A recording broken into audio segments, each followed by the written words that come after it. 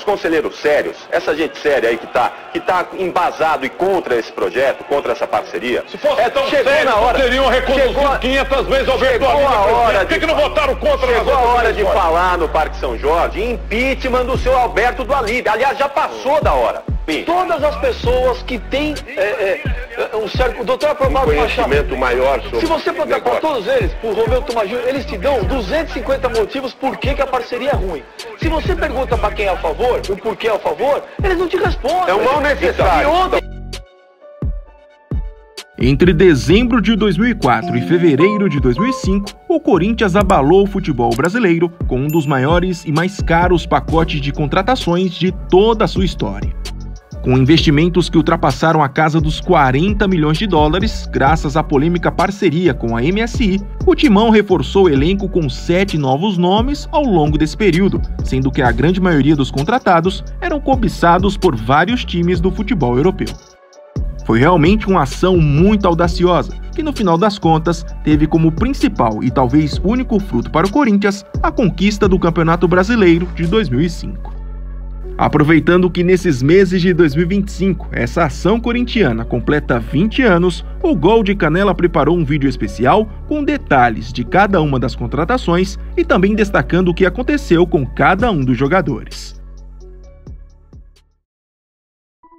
Antes de falar sobre as contratações, precisamos primeiro entender o contexto que levou o Corinthians a gastar tanto dinheiro.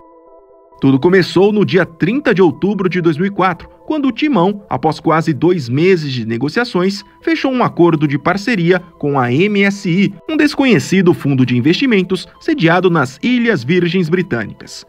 O acordo, que foi aprovado pelo Conselho Deliberativo do clube em uma votação bastante polêmica, deu ao fundo de investimentos o direito de assumir por 10 anos o controle do departamento de futebol do Corinthians. Ou seja, seria de responsabilidade da MSI contratar jogadores, negociar contratos e também ficar com boa parte dos lucros de possíveis vendas de atletas. Além disso, o fundo ainda ficou com a prioridade de construção de um possível estádio para o Corinthians. Na época, com uma dívida de aproximadamente 20 milhões de dólares, o Timão estava com muitas dificuldades para gerir o seu departamento de futebol. Mas, mesmo assim, o acordo assinado com a MSI não foi visto com bons olhos pela oposição da diretoria, por parte da torcida organizada e até mesmo pelo técnico Tite, que naquele ano de 2004 estava em sua primeira passagem pelo clube. Não é nosso, não vai ter presidente, não vai ter diretor. Acabou o conselho, acabou tudo. Estamos vendendo esse clube, meu Deus do céu. Ninguém tá vendo. Vocês tem que estar em cima disso daí, pelo amor de Deus. Não é possível vender um clube. Ao Corinthians enquanto entidade, ao Kia e ao... como é que é o nome do outro cara? Do Prá, eu não sento para conversar e não olho na cara. Porque está para diferenciar essas pessoas do Corinthians. Eu quero diferenciar bem. É MSI, né? MSI. Se for menor pro Corinthians, ótimo. Entra de um lado, eu saio do outro. Não fala mais sobre o assunto. Enfim, mesmo diante de tantas dúvidas e reclamações sobre o acordo, a MSI começou a abrir os seus cofres ainda em novembro de 2004. E por incríveis 22 milhões de dólares, trouxe do Boca Juniors o atacante Carlos Tevez. Era a contratação mais cara da história do futebol brasileiro até o momento. Com apenas 20 anos, Tevez era visto como uma das grandes promessas do futebol argentino. Já tinha vencido a Libertadores, Sul-Americana e Mundial de Clubes pelo Boca e pela seleção principal acumulava várias convocações. Não à toa, antes do Corinthians, teve o nome especulado em vários clubes europeus.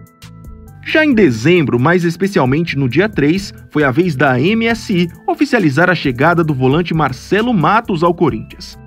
Também com 20 anos, Marcelo havia se destacado com a camisa do São Caetano e acabou comprado junto ao empresário Juliano Bertolucci por aproximadamente 1,5 milhão de dólares. Depois de muitas especulações na imprensa, no dia 3 de janeiro de 2005, o fundo de investimentos acertou a contratação de um terceiro reforço para o Corinthians.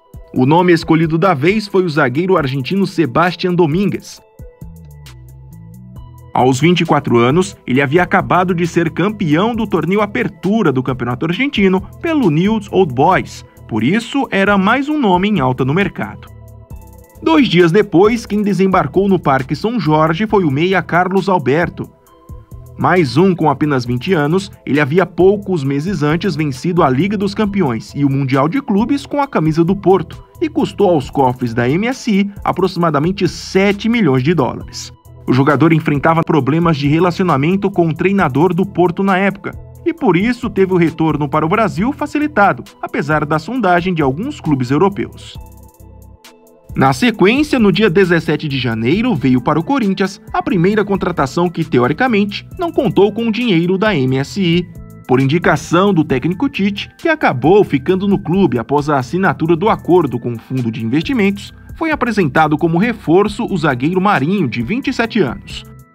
Marinho havia trabalhado com o treinador no começo dos anos 2000 no Grêmio e chegou ao Corinthians sem custos, após o fim do contrato com o Atlético Paranaense. Pulamos agora para o dia 19 de fevereiro, quando foram anunciados como reforços o meia Hugo e o lateral esquerdo Gustavo Neri.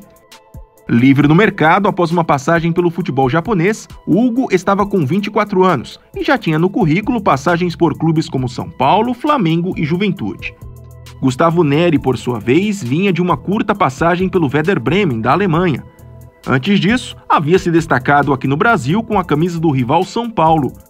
Foi mais um pedido especial do técnico Tite, que desde 2004 solicitava a contratação de um novo lateral esquerdo. Custou aos cofres da MSI aproximadamente 4 milhões de dólares.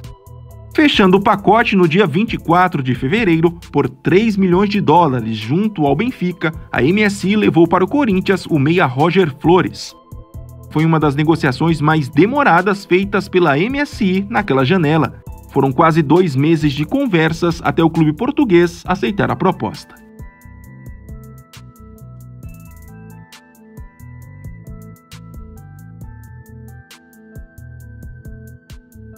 Esses 7 jogadores contratados na primeira janela de transferências da parceria Corinthians-MSI conseguiram fazer parte do elenco campeão brasileiro de 2005. No entanto, eles acabaram construindo passagens bem distintas pelo timão, até porque a parceria entre o clube e o fundo de investimentos deixou de existir já em 2007. Tevez foi sem dúvidas o mais bem-sucedido dessas contratações. Foram 46 gols em 78 jogos. Deixou o clube em setembro de 2006. Hoje, aos 41 anos, se dedica à carreira de treinador. Seu último trabalho foi no Independiente em 2024. Marcelo Matos também teve uma passagem muito expressiva. Na verdade, ele saiu em 2007, um pouco antes da queda para a segunda divisão, mas acabou retornando 2 anos depois e atuou por mais 2 temporadas. Somou pelo timão 159 partidas e 20 gols.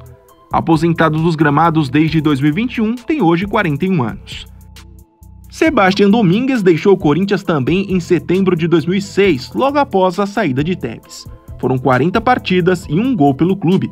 Hoje, aos 44 anos, é o atual treinador do Vélez. Após 95 jogos e 14 gols, Carlos Alberto deixou o Corinthians no final de 2006, depois de problemas com o treinador Emerson Leão. Aposentado há quase 6 anos, Carlos Alberto tem hoje 40 anos e trabalha como comentarista esportivo. Marinho ficou no Corinthians até o final de 2007 e foi mais um que fez parte do elenco rebaixado no Campeonato Brasileiro. Foram 92 jogos e 5 gols pelo timão. Aposentado oficialmente do futebol profissional desde 2020, Marinho tem hoje 48 anos. Com apenas 25 jogos e 1 gol, Hugo foi o que menos atuou nesse primeiro pacote de contratações da era MSI. Ele deixou o clube já em 2006. Hoje, com 44 anos, o ex-meio-campista trabalha como agente de jogadores. Gustavo Neri foi outro que fez parte do rebaixamento de 2007. Saiu do clube ao final daquela temporada com um total de 94 jogos e 11 gols. Aposentado dos gramados desde 2012, o ex-lateral tem 47 anos. Por fim, Roger Flores foi prejudicado por uma grave lesão, mas mesmo assim teve uma passagem significativa pelo timão.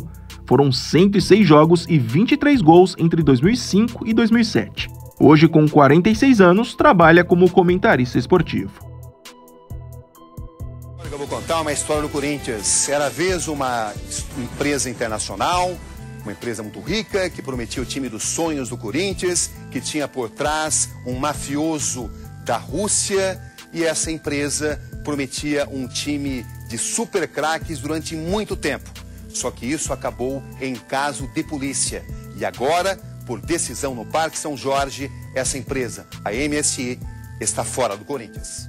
E se você gostou do vídeo e ainda não é um inscrito, por favor, se inscreva no Gol de Canela. Até mais!